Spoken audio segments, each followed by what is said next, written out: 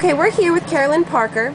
And Carolyn, after the storm, what was your situation? How soon after the storm did you come back? I came back to live right after Christmas. Right after After Christmas? the Christmas holiday. Okay, and did you have your FEMA trailer right away? No. No? So were you living in the house with no electricity, no plumbing? Right. So you were camping in your own house? Right. And did you start gutting it? Did you have people helping you with that? My pastor and my daughter and some friends of the church. Okay. Yeah. Now I hear that a lot of people were saying that this area wasn't going to be rebuilt, and you were very influential in getting this area rebuilt. Can you tell me a bit about your feelings on that and why you wanted to come back? Home. I've been staying here for over 30 years. Okay, okay. All right, and I couldn't see myself starting over someplace else. Mm-hmm. I've been living here for a very long time. Right. And this is home. This is home. And New Orleans is home. Lower Nine is home. This is where I've been living. Right. And when you started to rebuild, you had hired a contractor. And right. Tell me what happened with that. Well, how would you say that? He promised that he was going to repair my home. Mm-hmm. Instead, he walked away with $46,000 and $46,000. right, and he didn't repair anything. And he left, and before he could get away, I called the police. Mm-hmm. And the state and the federal police have him. Okay, so he's in. So he was arrested. He's arrested. But he's out like on bond or whatever. Okay. But have you gotten any of that money back? No, not a penny yet. Okay. So I have to go to court first, they said, before right. I receive anything. But to get you back in your home, we've been here, and can you just explain a little bit about what On-Site volunteers have done for you? Oh, you did a whole lot, because like I have walls. I didn't have walls. I was in the house, gutted out. Right. All right, and I didn't have the I didn't have electricity. I used candles and flashlights, the batteries. Right. Okay, right. so now that I have really water, that I don't have to go to a fire hydrant with my little wagon and the bucket to get water. Now I have water. Okay, like my fire system. Right here in the house. So when you have some of these things back, especially when you didn't have any at all right after the hurricane, it's a plus. Right. Okay, right.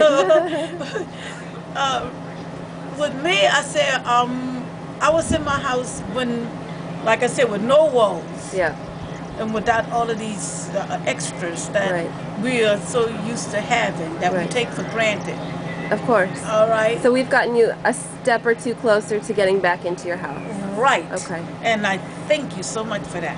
Well, we thank you. It's been a pleasure meeting you and speaking with you, and I know that all of my volunteers just to loved go it. in there. Yeah. It makes you feel so good. You know, and I said because they said that they was going to tell us that we had to move out the FEMA trailers, these trailers, by June, I think they said. Yeah. So, as I said before to the volunteers, if I was in here before, right after the hurricane, with no electricity and no running water, now can you imagine where I'm going to be at? Yeah. If they want that trailer, come get it. Come. Because I will go back in my house. Yeah.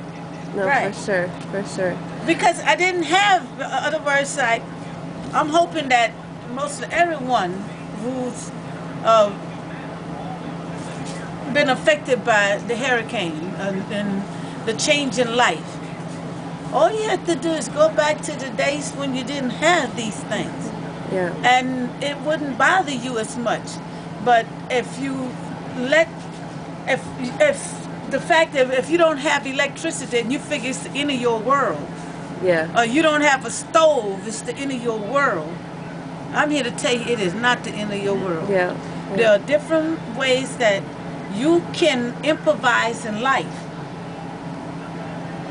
Even if you had to take some of those, the bricks that they have and put them like in a stack, and then put you some charcoal or whatever and make in a it. fire. Yeah.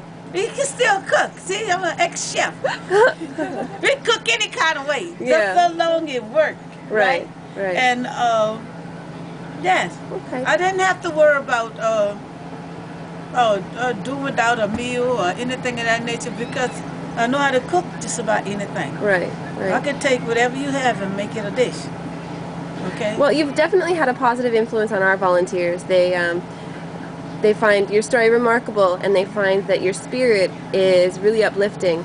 And a lot of them had commented on the fact that you actually made their experience down in New Orleans a lot better because they were able to meet you, Well, I'm and they glad. love talking to you. So thank you But so much. For my neighbors, Yeah. and because a lot of them, they'll tell me, say, Miss Parker, I'm telling you, after we've seen you, we had to come back home. Yeah. It said because the way you were, I said, if Miss Parker can do it, we can do this. Yeah. And sure enough, house by house and 2 houses, 3 houses, they start coming back. Now most everybody's here, Good. and I'm happy. Good.